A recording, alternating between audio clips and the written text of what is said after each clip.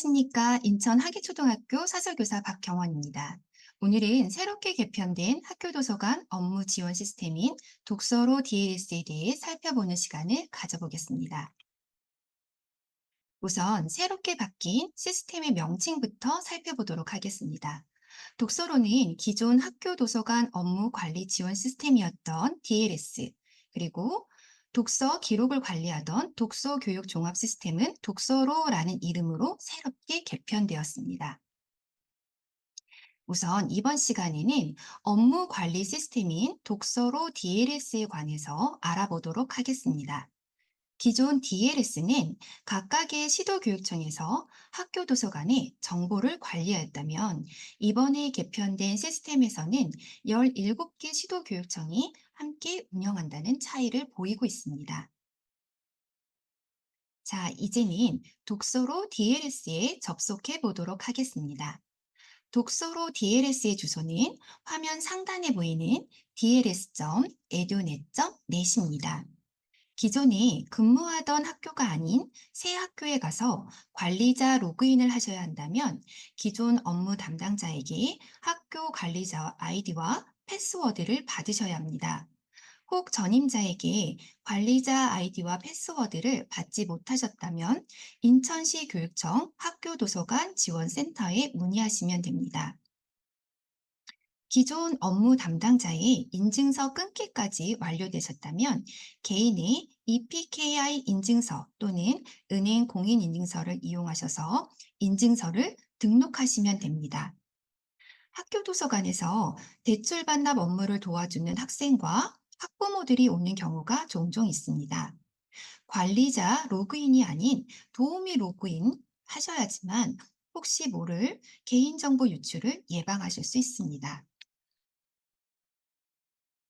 지금 보고 계시는 화면이 대출 반납 대시보드입니다. 기존의 시스템과는 달리 사용자의 편의성을 고려해 대출 반납 상황, 각종 공지사항 및 대출 현황을 한눈에 볼 수 있습니다. 이번에는 새롭게 바뀐 기능 위주로 살펴보도록 하겠습니다.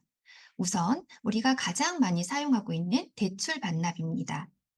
대출 반납 기능에서 특별 대출 기능이 새롭게 생성되었습니다. 특별 대출은 우리가 설정해 놓은 일반 도서 대출 권수에서 제외되어 수업할 때나 방학 중에 대출 권수를 늘리고자 할 때 사용하시면 좋을 것 같습니다.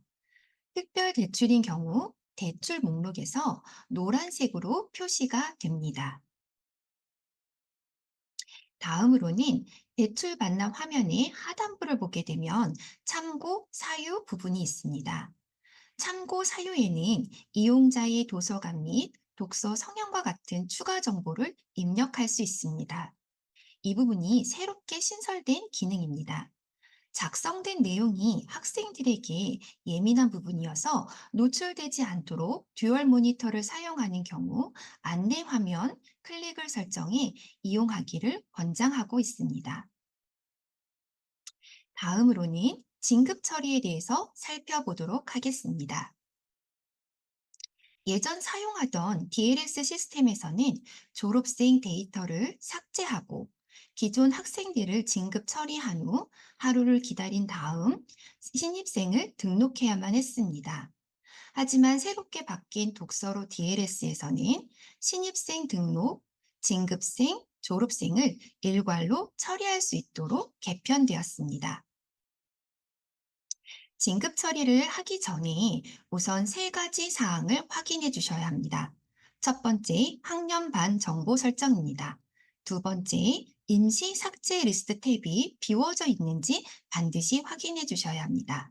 마지막으로 진급 데이터 복구 탭에서 데이터가 없는지를 확인해 주셔야 합니다. 자, 그럼 선조치 사항 첫 번째, 학년 반 정보 설정부터 살펴보도록 하겠습니다. 환경 설정 탭에 가셔서 기관 정보를 클릭하신 후에 시스템 운영에 필요한 학년 정보를 입력해 주시기 바랍니다.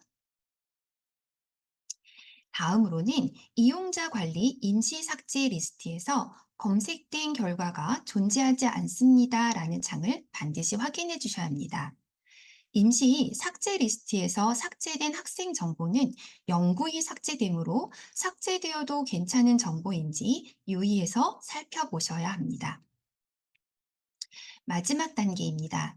진급자 탭에 정보가 있는 경우 진급 이력 초기화 버튼을 클릭하면 이전에 완료한 진급 이력을 삭제할 수 있습니다.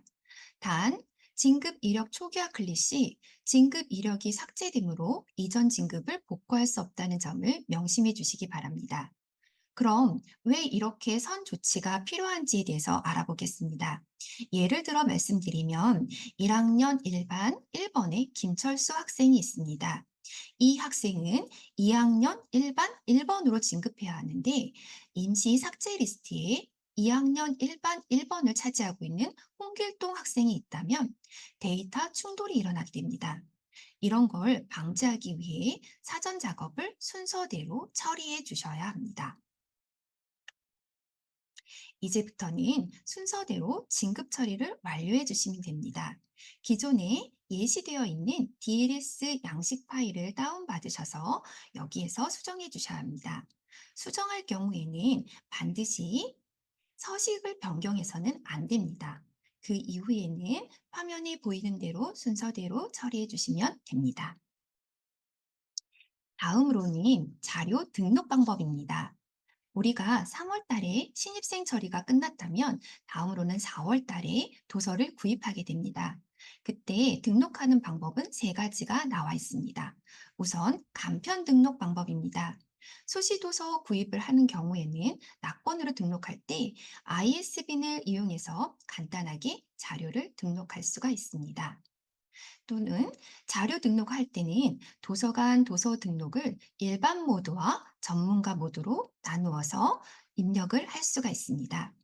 일반 모드에 비해서 전문가 모드는 보다 많은 기능들을 가지고 있습니다. 마지막으로 마크 반입입니다.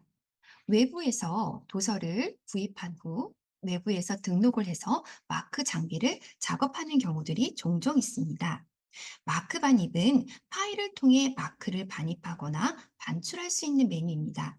일반적으로 도서 구입 시 외부 앱지에서 마크 반입을 통해 자료를 등록하고 있습니다.